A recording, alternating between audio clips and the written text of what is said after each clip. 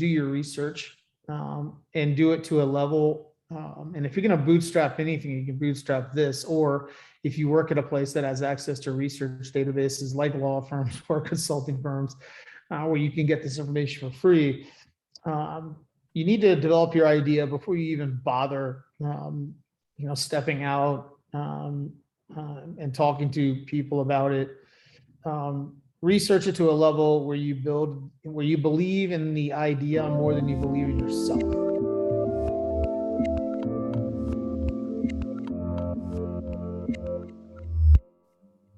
Hey everyone, this is Devin Miller with another episode of the Inventive Journey. I'm your host, Devin Miller, the serial entrepreneur that's grown several startups into 7- and 8-figure businesses, as well as the founder and CEO of Miller IP Law, where he helps startups and small businesses with their patents and trademarks. If you ever need help with yours, just go to strategymeeting.com. We're always here to help. Now, today we have another great guest on the podcast, Todd Belveal. And Todd grew up in Tampa, split his time, I guess, between Atlanta and Tampa, went to Berkeley, then to Vanderbilt, worked for Tiffany, the luxury retail luxury brand, for a period of time, did some things on the retail store, met the COO in an elevator. He was hired out of college as part of that, and then went on to do some, or CEO extended an offer to go back and get an MBA, went back and got an MBA, worked up to director of resources, left to pursue a new adventure, became an equity research analyst at a big firm, left and went to Atlanta, do a different job, did strategy and consulting for retails, did a startup, got venture backed, went back to Austin, stayed there as a founder, handed over the reins to another CEO, bought a laundromat, decided to update the industry with technology, and started the business that he's doing now. So with that much as an introduction, and hopefully I got most of it right, welcome on the podcast, Todd. Yeah, thanks, Devin. I appreciate it. You did. Absolutely. Sounds a little more chaotic and adventurous than I remember it. But I know every time when I have someone else introduce me or you go through that, it's like, that sounds a lot cooler than it really is. Yeah, you covered a lot of ground there. I guess I have. So well, now that I condensed a much larger or longer journey into 30 or 40 seconds, let's unpack that a bit and kind of tell us how your journey got started, splitting your time between Atlanta and Tampa as you were growing up. Yeah, well, I really moved to Atlanta in '90. It was right after I did the equity research job. I wasn't particularly good at mathematics growing up, but I'm good at finance. I'm not, I think it's more logic-based thinking, applied mathematics, predictive analytics, simulation, forecasting and planning, that sort of thing. So it helped me in business school, and I had the operating background. So my ability to, assess companies from a financial productivity or performance standpoint and operating standpoint was sort of well suited for this shop that hired me, for this investment firm that hired me on the buy side coming out of school. Before we got to the investment firm, because there was, we chatted a bit before, there was a bit of a backstory to that, because you were going to Berkeley and Vanderbilt and started out at the Tiffany company and met the COO in the elevator. So maybe fill us in a little bit on that backstory before you went and got the MBA. Oh yeah, no, yeah, sure. I did summer jobs at Tiffany, mainly because I responded to an ad in the New York Times. It paid well, and there were lots of single college-aged ladies working there during the summer, and a good brand. And I was particularly good at, I guess, retail sales, which was what the job was, seasonal sales help. They hire about a third of their workforce during the summer and the Christmas holiday. So did that and kind of gradually, I guess, impressed some people, met the right person who called me himself in March before my graduation and offered me a job, and I took it, and had a great 7-8 year run there.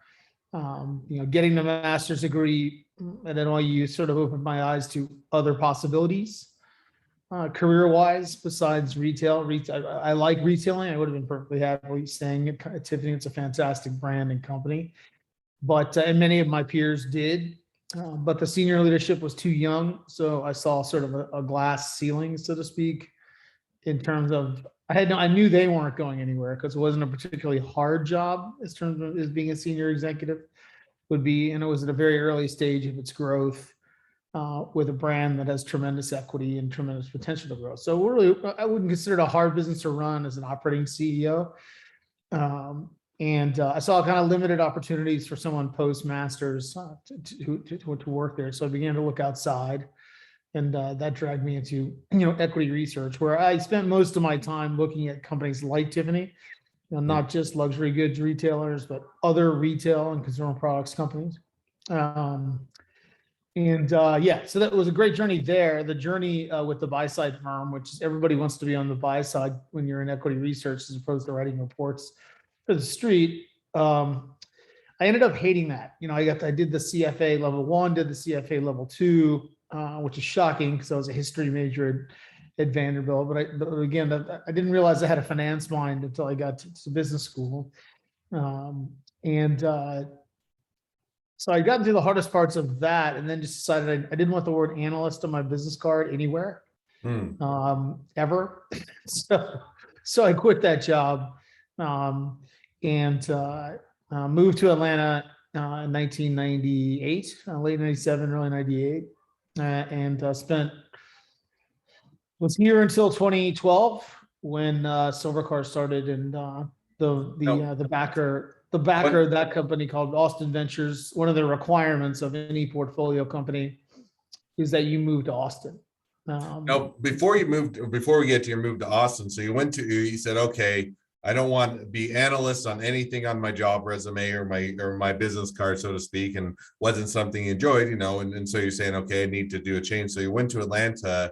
Now I think you did strategy and consulting, right? And you touched on that just a bit, but was that kind of, hey, I'll start out my own consulting firm, or did you go and do it for someone else, or kind of what did you do as you're getting back to Atlanta saying, okay, left the analyst job, what am I going to do? Well, actually I went to Squaw Valley, where I was a snowboard instructor for 6 months. Then, because I definitely had no idea what I was going to do. I would say at the time, blew through my savings because being a snowboard instructor doesn't pay much. And then I went to Atlanta once the season was over.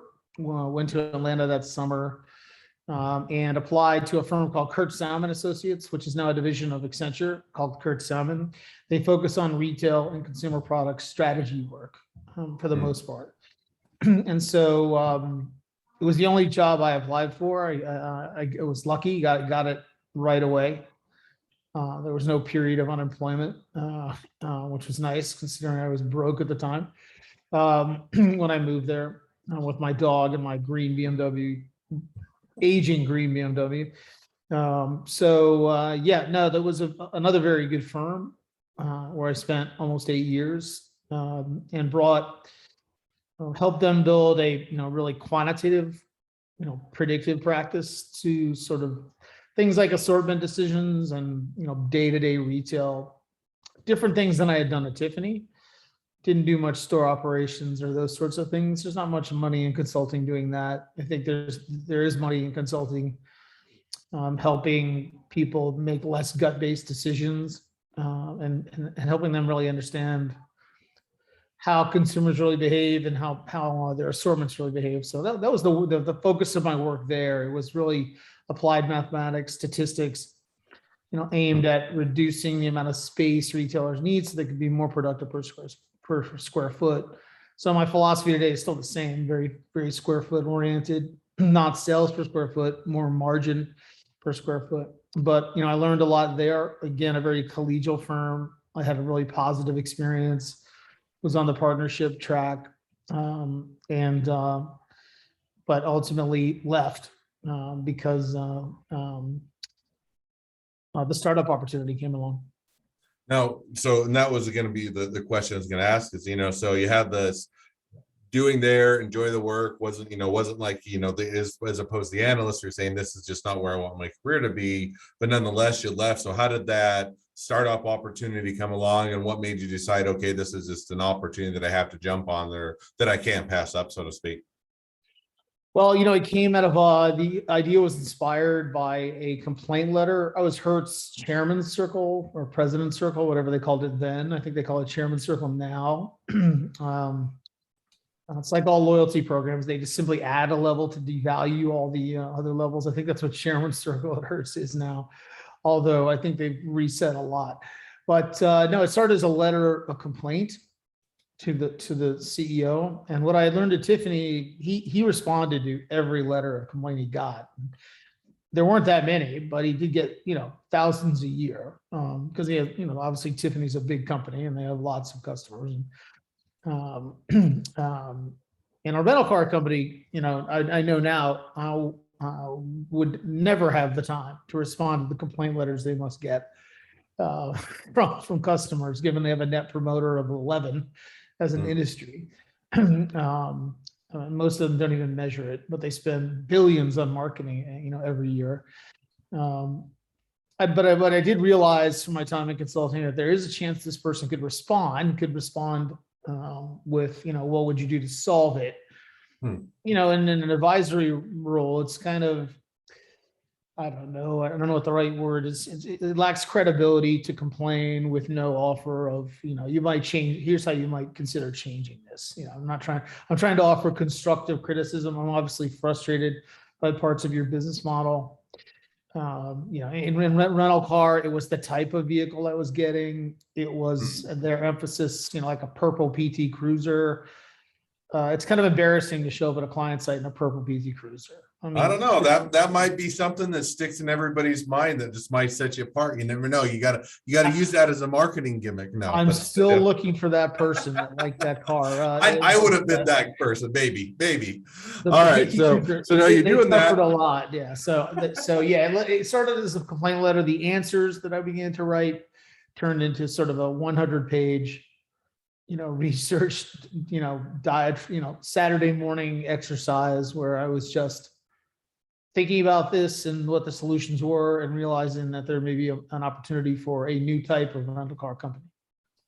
No, and I think that makes sense. So now you've gone down to Austin, you've done that for a while, and then at some point, you decided, okay, I want to step back, or a different CEO will take over, kind of come in, take the reins and run that. And then you wanted to, go out and pursue buying a laundromat. So how did that transpire to where you're saying, one, I'm going to hire someone else to be CEO, and two, now I'm going to go buy a laundromat? Kind of how did that take place?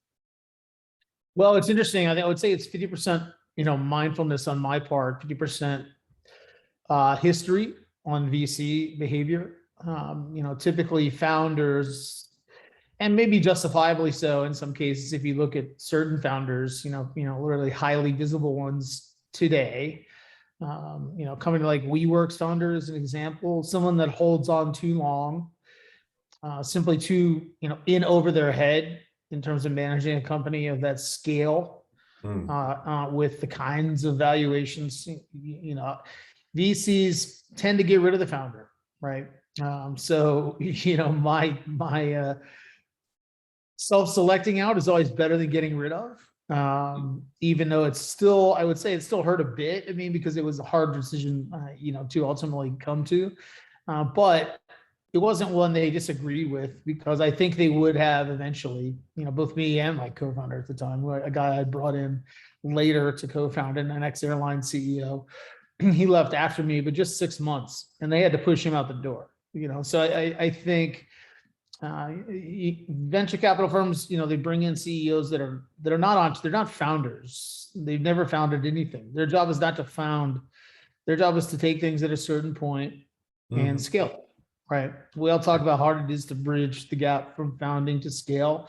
I think a lot of that has to do strictly with energy. The founding part is extremely hard, as you know, and many of your listeners know. Scaling is also hard, but not as hard. It requires a different skill set, right? Yeah, that's what I was gonna say. I think that it can be, depending on the industry, sometimes it's hard. You'll hit the peak and you can make it so that it's, good company, but to take the next level can be hard. But, I would also say it kind of has that different level of skill set and sometimes level of enjoyment. Sometimes and I'm probably to some degree this way, is while it's hard to get the business up and going, there's also a level of excitement of figuring out, how to get it up and going, who's the market or who's the clients, how do you market to them, how do you reach them? And then you get to a bit of, steady state of, okay, we've got the business going, it's up and running, we've got revenue, but, do I really have the desire to kind of now switch gears where it's not figuring it out, but it's scaling it. And sometimes, people are geared to do both. Sometimes they can gear to both, but don't like both. And sometimes it's, it's a different skill set. And so I think that, there's definitely an area where it's something that a lot of times people head into. And it was always interesting, just as kind of a side note, but, along the same lines as one of the books I love is, it's by Mark Randolph, which is the original founder of Netflix, and it's called That Will Never Work. Now, whole long story as to why it's named that, and won't get into that. But one of the things he found was, they got to a point where the investors and the business and everything, where he was kind of not pushed out, but he had to take a step back because you're saying, I'm not the person that can go kind of get the bigger seat or raising the bigger rounds and taking it to the next level. And that's where he had Hastings come in, which is kind of where everybody knows and about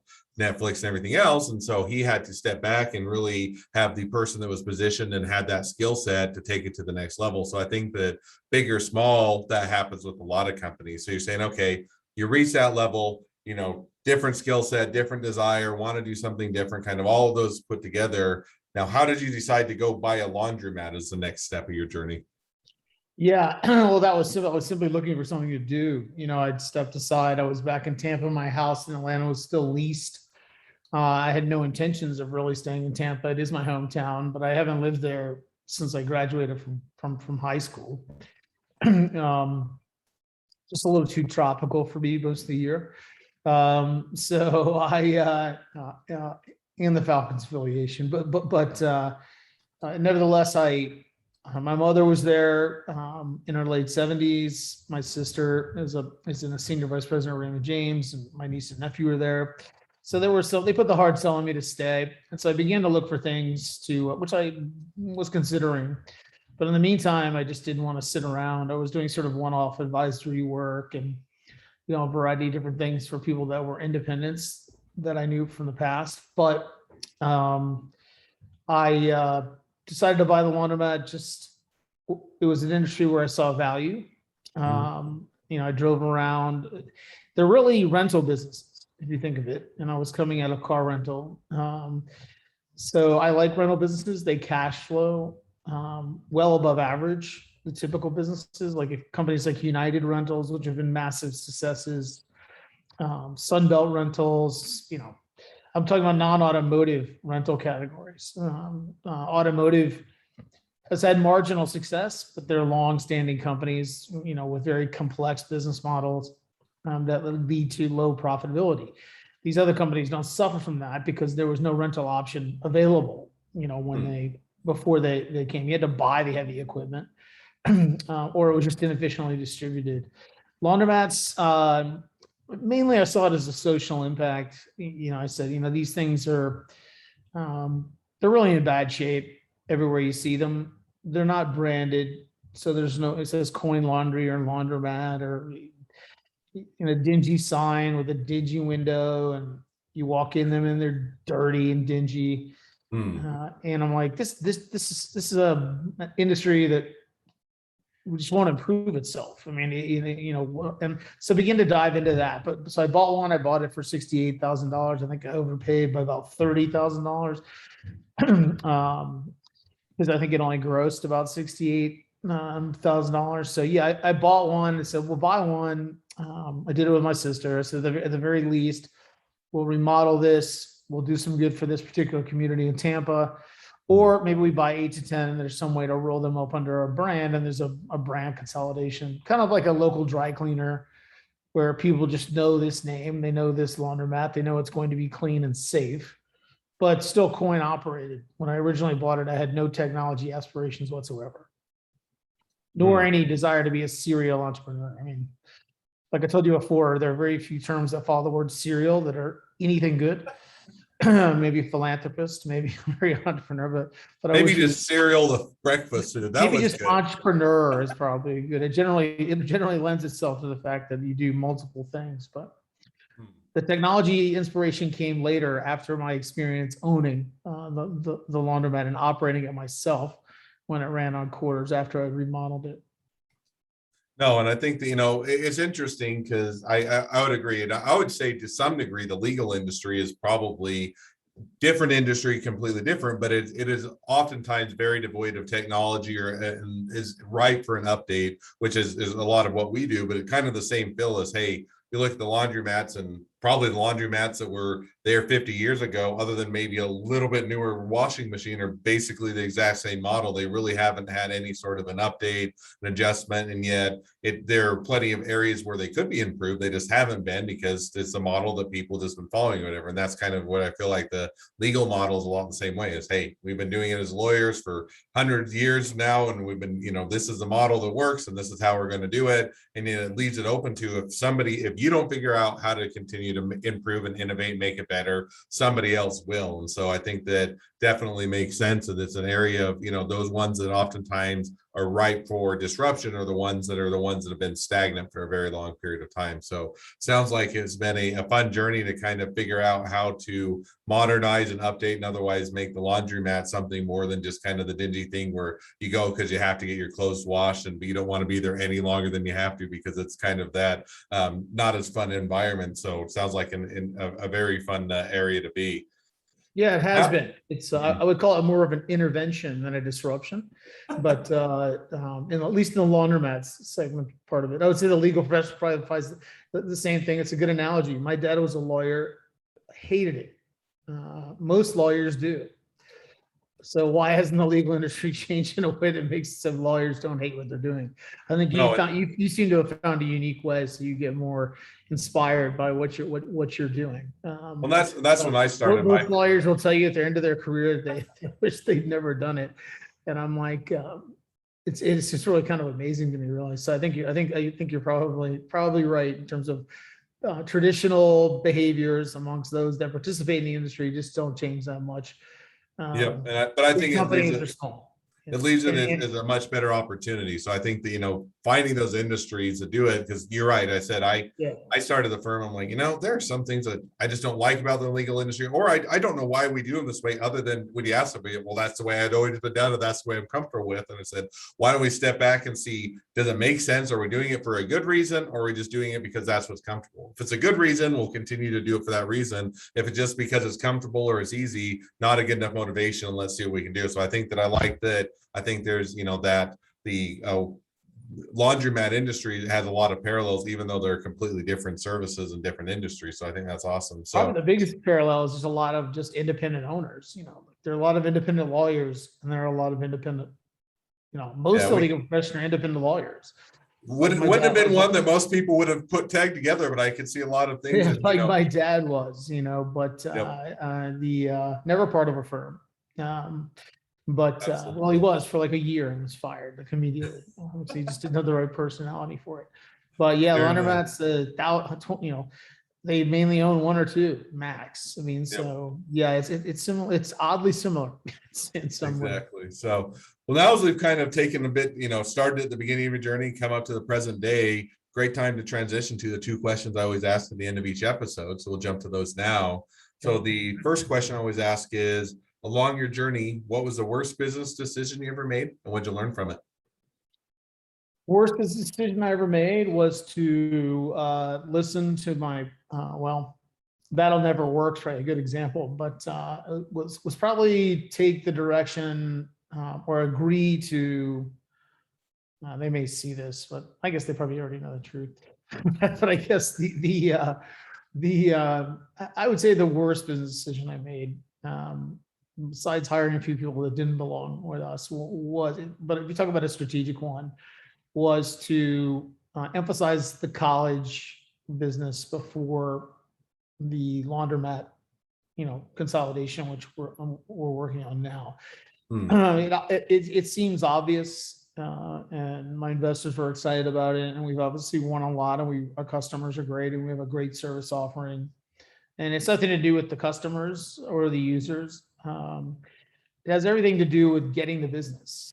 It's RFPs and procurement and sometimes government and It's a very bureaucratic process at most institutions. Some not at all. Like Vanderbilt and Monmouth, places like that, they can make their own decisions. They don't need any permission from anybody. But MIT, Georgia Tech, Syracuse, they do, and it takes 18 to 24 months probably to get one of these contracts. And the speed of that, I said, and it's extremely competitive. I mean, we compete with people who are bigger than us. They don't have the technology we have, right? Nor the value proposition we have because of it. But they can make themselves look as if they do, right?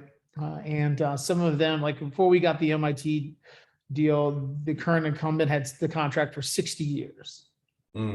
So I think the worst position was maybe not pushing back on that harder and simply saying, why don't we go where the competition's not? Yeah, no, and I think that, but there was a brick and mortar consideration there, and it's college contracts are incredibly capital efficient. They move a lot of LG electronics machines, so I went and got LG as an equity partner. So it's worked out really well, and I mean, and the customers have all been great. Again, it's just more for us as a company. I think we would have grown more quickly over the period while I was leading it by either doing it in a more balanced fashion or starting with the laundromats, getting the critical mass, then pushing into the college aspect of things, as opposed to being reliant on sort of fast growth in colleges. No, and I think that makes sense. And it's one that you can, some of those, it's always you look back and you're saying, oh, if we could have done this, it would have made more sense. And, hindsight's always 20/20, and it doesn't, sometimes it's those things that you should have done, or if you would have had better foresight, you would have done. And yet, you have to make some of those or mistakes or those decisions to learn from as you then know how to better navigate it in the future. So I think that's a great mistake to learn from. Yep. And then before we get to the second question, just as a reminder to the audience, we are going to do the bonus question where we talk a little bit about intellectual property. So just make sure to stay tuned for that if you want to hear us talk a little bit about intellectual property. But before we get to the bonus question, we got to ask our last question, which is, if you're talking to somebody that's just getting into a startup or a small business, what'd be the one piece of advice you'd give them? One piece of advice I would say, in order to be successful with startups, I think, and part of this is quality, making the thing investable as opposed to just building your own, getting your mindset ready to do it, is to do your research and do it to a level. And if you're going to bootstrap anything, you can bootstrap this, or if you work at a place that has access to research databases like law firms or consulting firms, where you can get this information for free, you need to develop your idea before you even bother, stepping out and talking to people about it. Research it to a level where you believe in the idea more than you believe in yourself. And I know that's an interesting way of saying things, and it's sort of your concept, your plan, at whatever stage it's at, you must not be losing sleep overnight that you've missed something, that it's not thoroughly researched. You understand the competitive dynamics, you understand all the things you're getting into, and all things that you'd be bringing anyone else into. Because as human beings, we wake up in the morning. Sometimes we feel like crap. Sometimes we wake up inspired and looking forward to the day. Some days we don't. Sometimes for some people it's half and half for some people, but that's just the way we are. Ideas and fundamentally sound business plans and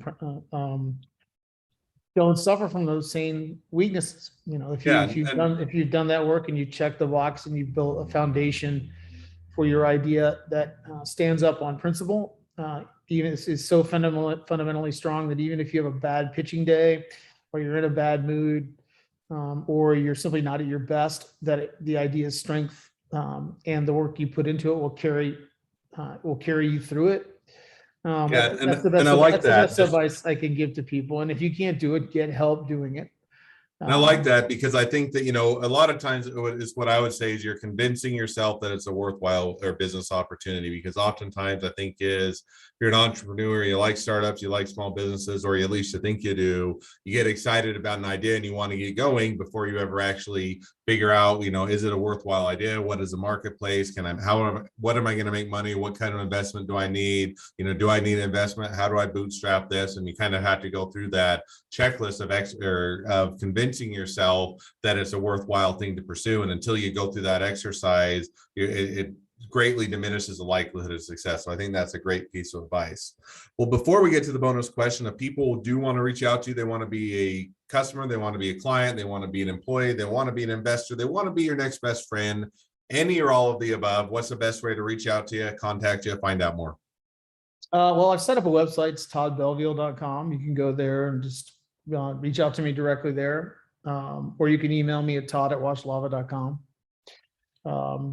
The website's probably the easiest way, and I'm easy to get hold of.